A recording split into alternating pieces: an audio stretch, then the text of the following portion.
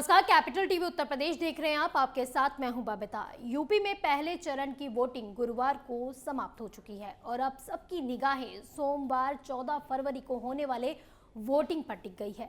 9 जिलों के 55 सीटों पर होने वाले मतदान में कौन बाजी मारेगा, क्या कहता है चुनावी समीकरण, जानने के लिए देखिए हमारी ये रिपोर्ट।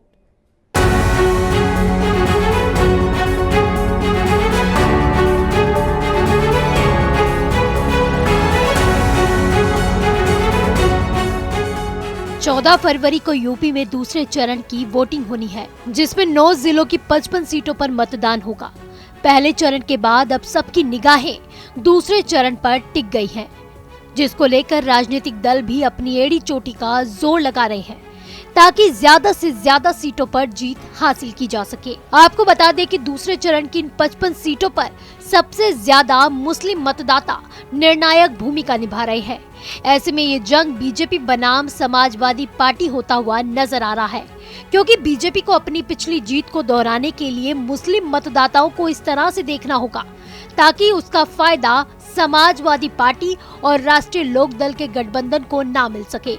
इस फेज में सपा और रालोद के गठबंधन की भी कड़ी परीक्षा है, क्योंकि इन 55 सीटों पर आने वाले नतीजे उनके गठबंधन और सरकार बनाने के मंसूबों पर भी बड़ा असर डाल सकती है।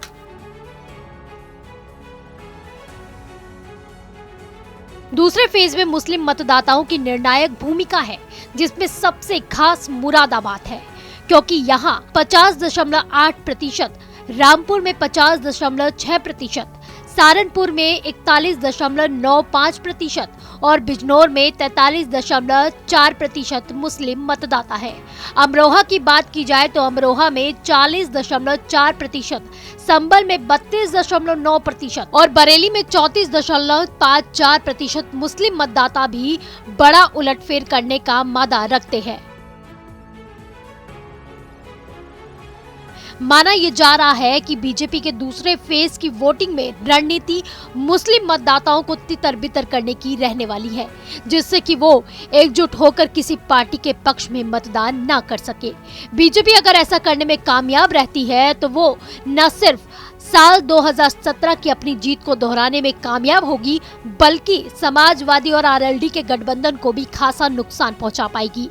इसके साथ ही जरूरत इस बात की भी है कि ये मुस्लिम वोट कांग्रेस और दूसरी पार्टियों में भी बढ़ जाए, जिससे बीजेपी अपने जीत के अंतर को बढ़ा सके।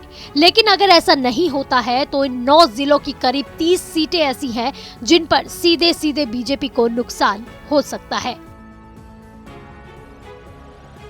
गौरतलब है कि इन 55 सीटों पर मुस्लिम मतदाताओं की संख्या सबसे ज्यादा होने के कारण राजनीतिक पार्टियों ने मुस्लिम कैंडिडेट्स को भी ज्यादा टिकट दिए हैं, जिसमें समाजवादी पार्टी, बसपा और कांग्रेस में 9 जिलों में से 78 मुस्लिम कैंडिडेट्स को टिकट दिए गए हैं। इनमें से 18 कैंडिडेट सपा और रालोद के गठबंधन में से है। बहुजन समाज पार्टी से 23 कैंडिडेट, कांग्रेस से 21 और अजदुद्दीन ओवैसी की पार्टी AIMIM से 15 मुस्लिम उम्मीदवार मैदान में उतारे गए हैं। वहीं बीजेपी ने इन जिलों में किसी भी मुस्लिम कैंडिडेट को टिकट नहीं दिया है, लेकिन उनके सहयोगी दल की तरफ से एक मुस्लिम कैंडिडेट को टांडा स्वार की सीट से उतारा गया है। आपको बता दें कि 2017 में इन 9 जिलों की 55 सीटों में से 38 सीटों पर बीजेपी ने जीत हासिल की थी, जबकि सपा के खाते में 15 और कांग्रेस को 2 सीटों पर जीत हासिल हुई थी। वहीं बसपा यहां अपना खाता भी नहीं खोल पाई थी। ऐसे में अब बीजेपी के सामने पुराने इतिहास को दोहराते हुए अपनी जीत कायम रखने की चुनौती होगी। बहरहाल नतीजा कुछ भी हो, लेकिन समीकरणों के आधार पर इतना तो तय है कि दूसरे फेज में बहुत हद तक उम्मीदवारों की किस्मत मुस्लिम मतदाता ही तय करने वाले हैं और उसी के आधार पर यूपी में सत्तारूढ़ होने वाली पार्टी का चेहरा सामने आएगा। आप देखते रहिए कैपिटल टीवी उत्तर प्रदेश। नमस्कार।